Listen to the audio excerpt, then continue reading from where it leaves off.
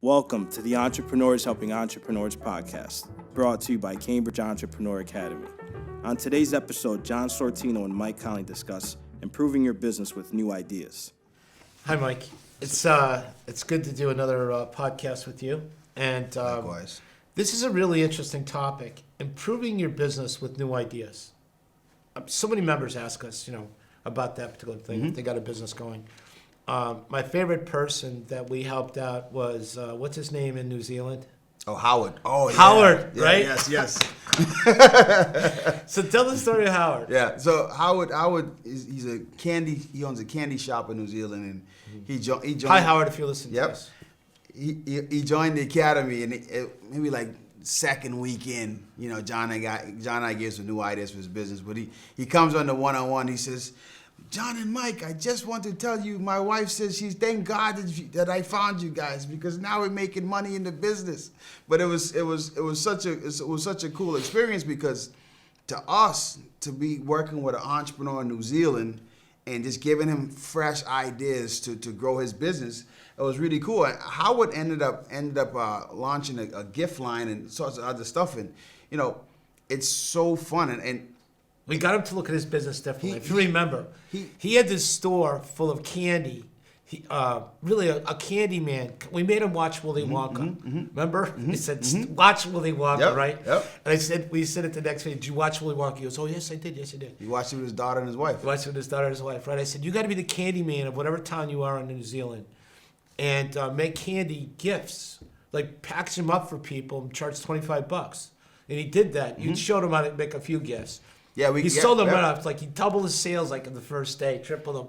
Next thing you know, he jumped on candy and selling them as gifts, which is a common thing in this country.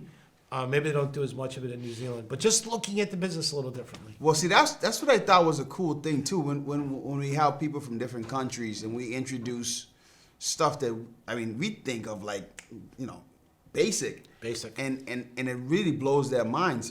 But one of the cool things with Howard too, and and this is like always the best type of entrepreneur to work with, the ones that are not know-it-alls. Like when we introduced certain concepts to Howard, he was like, okay, and it was difficult for him to change, but he said, I'm gonna trust you guys, and we're gonna let's try it.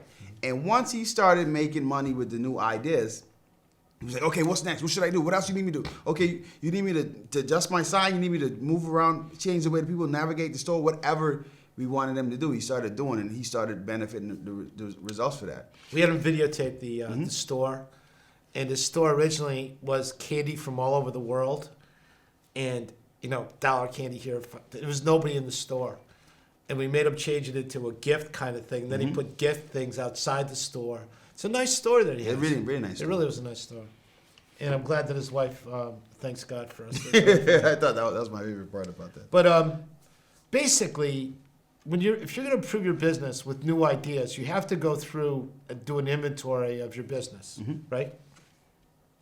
Like in my case, at the Teddy Bear Company, every year we had goals to improve the business with different areas, because we had sales, we had product, we had customers, we had stockholders, we had everything going on. So it wasn't you just can't improve your business with one idea. You kind of have to do the whole thing. So I made a list here of different kinds of things. So the first thing you need to do to improve your business with new ideas is take a look at your product. What can you do with that product to make it better? And in my case, in the teddy bear world, we made our bears better and better and better and better and better and better and better every year. Right. That was one of our goals. You've always asked yourself, is my product the best it could absolutely be? Right. And if you say yes, you're lying to yourself. Right. You should always challenge yourself to make it better. Right. And one of the best ways to improve it, and you have to have thick skin, is ask your customers, like, how could I make this better? What would you want this to be? Right. And sometimes they're gonna tell you stuff that's gonna hurt your feelings, especially if you. And this is one of the reasons why you don't really want to be emotionally attached to your product or service, because when people start telling you, it's like if someone tells you your kid's ugly, you're gonna take that personal, right? I think that's true. So but even hearing that something's wrong with your product or service, don't look at that as criticism. Look at that as feedback. And you take that feedback and you improve it. And when you improve it, you could even increase the price, because now it's something extra. Like I know with Stinky Cakes, one of the first things we realized that a lot of our orders were coming from different states. Now, when we first made them, we made them to deliver them locally, and they didn't have to be as sturdy. And once I started seeing people from other states, my first thing was, how can I need to make this better so we can ship it. Mm-hmm. And like my wife and I, we did about maybe between 20 and 30 prototypes. And what we would do with them is take them to the top of our stairs and push them down the stairs. And they go, so by the 25th launch down the stairs, when we picked it up, it was still sturdy. And I go, boom. Now we can ship them. So then we kind of got the shipping stuff going, and we started shipping them everywhere, and no one complained about them not being intact. Right. And one of the ways I was able to test that to see if they were getting delivered like how we wanted to, I did like a little hashtag thing, or I would tell people, hey, listen, post a hashtag or post a picture on our Facebook wall with your Stinky Cake when you get it, and you could receive something, and we would send them something like whatever it may be. But people started posting stuff. And this was before social, this was like maybe like 6-7 years ago. So this was before Instagram was big and all the Facebook stuff was big. So we had people, first of all, we were learning what people wanted, right? And we were noticing that the product was getting it the way we wanted it to be received. So you got to be willing to listen to what the people say and just really give them what they want. Right. Well, I think that's really, I'm Italian. I like to talk about pizza a lot. Do you notice that? I do. Well, if I go to a pizza place and the pizza's really greasy, if the owner said, are you ever going to come back? I'm going to go, no, your pizza's too greasy, because I don't like that greasy, I don't know. I like it where it's not that greasy. I mean, that's me personally. So If they asked me, I would go back if they, eliminated the grease and things like that. So asking customers, a really good idea. It's teddy bear. Not only did I improve my product, I improved my box that I put it in, just like you were talking about. Up a lot of interesting things that I was thinking about the same thing. You know what's funny? I'm glad you said that, because that was one of the things that when I met you, and you was talking about how your box wasn't just a box, your box was a toy. Like when you said that to me, that made my whole mindset shift as to how my packaging should work. And that's when I kind of really ran with the Mr. Stinky Cakes brand, because I became a part of the whole package. And people talk about that almost more than they talk about... Same with my box. The gift, right. Yeah. So if you give them something extra that they're not expecting, right. They kind of run with that. And it's like, oh, by the way, I bought this thing too. Right. So like that's a simple way to improve your product. Just like thinking about improve the packaging, something that has nothing to do with the product. Exactly. Now, another way is to improve your business with new ideas. Obviously, is to increase your customers. And I think the most interesting way that companies need to increase their customers is to not necessarily always think outside the box, but to think about how other companies have done it, and go after traditional marketing methods and make one or two of them work for you and get them down so they're working. It doesn't work if you're, putting your name on, school bulletins when that's not your customer base, even though you get your name out there. So you got to know, it's gotta match. Improving the marketing and advertising part. I think that's obvious. Well, even when you think about with the teddy bear company, when you were trying to get into a new market and you started doing NASCAR, and I said, well, why would you do NASCAR? The thing's freaking flying around. And you go, Mike, my car was last, right? And every time always last. It was always last. It was always last. but even though it was last, people sometimes we're at 25th. Out of 40. People saw the phone number, and I go, and you were I think you were the first person to put the phone number on the NASCAR. Yeah, we put our phone number on the back bumper of our car, because the only time I got TV time is when another fast car would pass us, like Dale Earnhardt would pass us, the famous Dale, and or like I raced a lot against a lot of big time racers. They'd fly past my car and they'd always go, and there's the teddy bear car, and you'd see the 1-800-829-BEAR on the back bumper. The other reason I needed to expand, because I couldn't get the South to buy my product. They didn't know where Vermont was. First of all, they didn't care about Vermont.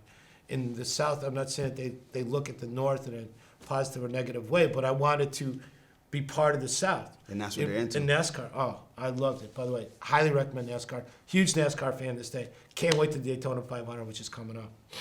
And another thing is, I think one of the most important ways to improve your business, and we talk about this a lot because it's the 4-point triangle right behind us, is you take a look at your 4-point triangle. I mean, what part of that 4-point triangle is weak? Is it you? Mm-hmm. Are you a good communicator? Are you a good leader? Are you like staying up all night doing the wrong kinds of things? Right. Are you like whatever you're doing? Is it you? It's a lot of times Mm-hmm. that's the first place to look. Your sales and marketing person who's in charge of that, is it them? Is it, if that's you, then it's you. Is your operations kind of like not Broken. working well? You're broken. Do you understand financials? Like, look at your whole 4-point triangle. See, and what I like about my favorite part about the 4-point triangle is that it's almost like if your car is broken, Right. you know which piece to go to. Like if it's not turning over. This is the best analogy you've ever done because you do so many of them. This is a good one. I Right. think I would even use that one. Yeah, exactly. no. What it does is it helps you identify exactly where it's weak, so What's you know weak. exactly what to fix. Right. Right. So if your battery's dead, you're not going to change your tires, Right, Because right. you know let me go to batteries. But that's what I love best about the 4-point triangle, and it really makes you look at yourself as a business owner, as an entrepreneur, or as a part of the team. Like how can I improve? So now you know exactly what to improve in. And it's funny because my sons, they're 8 and 9, and they run the 4-point triangle in the businesses that they run. Do they? Because I have. Yeah, the kids love it, don't they? Because it makes. I taught it in the middle school. Yeah. That's why I know it works. Yeah. It makes it so simple for them. So that's why even the adults that get it, that have the right mindset and the right attitude, they go, you know what, I suck at this thing. Wow. So let me stop, like you said, let me stop spending hours and hours doing this thing. I know someone that's good at that thing. I know what I want to get. So let me just leverage that person. And you build a team, and it becomes really simple. Right. Because now you're just really focusing on what you're great at doing. Like we were in an investor meeting today. Focus on what you're great at doing. That's it. Yep. That's it. And if like I always say, Surround yourself with people who know what they're doing. right, and build a solid team. If you're a marketing person, right, the chance of you being a strong financial person is slim to none because there's two different sides of the brain, left brain, right brain. So if you're trying to be everything, the things that you're not good at are the things that are going to burn you out in business. Right. That's so true. When I started the teddy bear business, I started in a little town in Vermont called Virgins. It's a small city in the United States. And my house is next door to a foot doctor. Do you know what a foot doctor is? A cow foot doctor. It's a guy who cleans out the bottom of all the cows in Vermont because they're really expensive cows. Some of the best cows in the world come from up there. And he had this machine that would flip the cows upside down, and he would clean out their hoofs, right? And he was a giant man. And I got a wood stove and began heating my house with wood. And I made a mess out of doing this whole thing. And he just looked at me and he says, John, he said, you should just concentrate on what you're good at. Because he could see I was lousy at chopping wood and all this stuff like that. He was so right. I mean, my chimney caught on fire. It was like it's a disaster. But the things I'm good at, I figured out what those things are. So I think that's really important. I think another thing people don't look at, and I use Steve a lot of times as an example.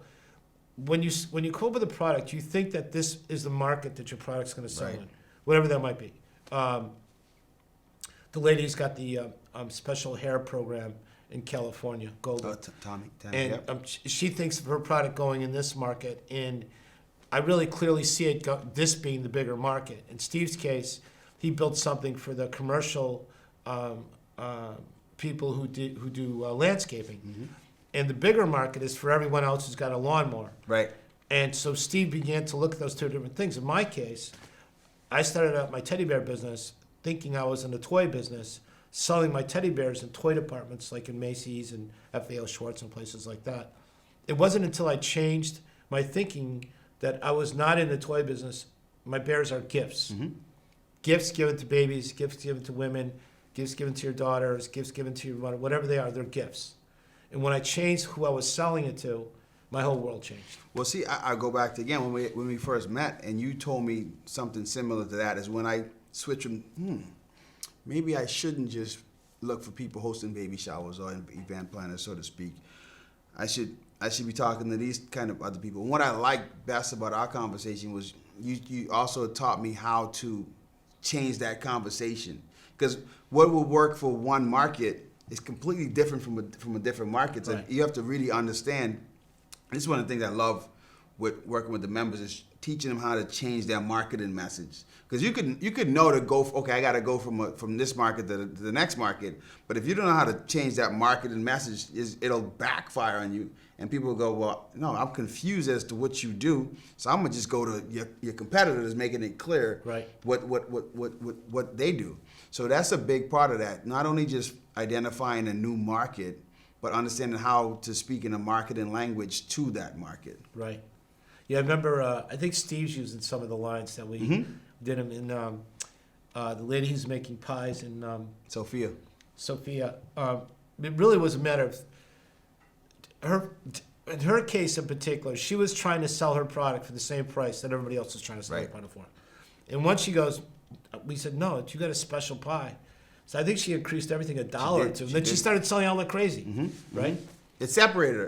But separated her. But that gave her a new customer base, Right. that improved her product, that improved the value in the product that people could see. And that's what I'm saying. Like sometimes improving your business or improving your ideas is really so simple, but you miss it because it's almost like you're a fish in water. You don't understand you're in water, but someone else standing out, they go, oh, why don't you just do this kind of thing? And Right. that's one of the things that the members love best Right. about me and you is that we tell them, wait a minute, you're missing all this money over here. Stop doing this. Right. Just kind of switch a little bit. And that's like one of my most fun things because when our members start generating more revenue from the ideas that we help them with, it's a wonderful feeling. It like really goes down to entrepreneurs helping entrepreneurs. It is fun. It is fun. The I don't want to. I can't make this clear that really one of the best ways to improve your business is by looking at the 4-point triangle. In my case, my bears looked like they were made by I don't know, like ladies that live in the country who go to knitting fairs or something like that. They looked very crafty. Until I hired Kathleen, and Kathleen ran my operations, my design and operations. She knew, she was trained at one of the best design schools in the country.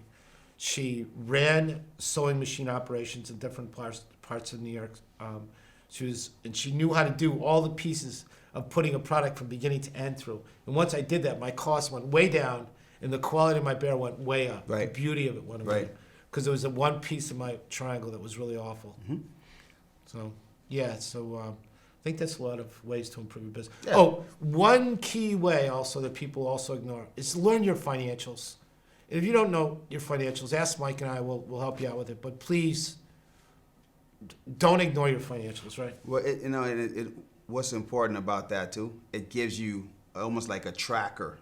Right. Real numbers, real data, so you know what's Then you working, what's not working, and you can improve. And then you can put your formulas together. Remember we talked Exactly. about the formula? Yep. The formula's the big deal.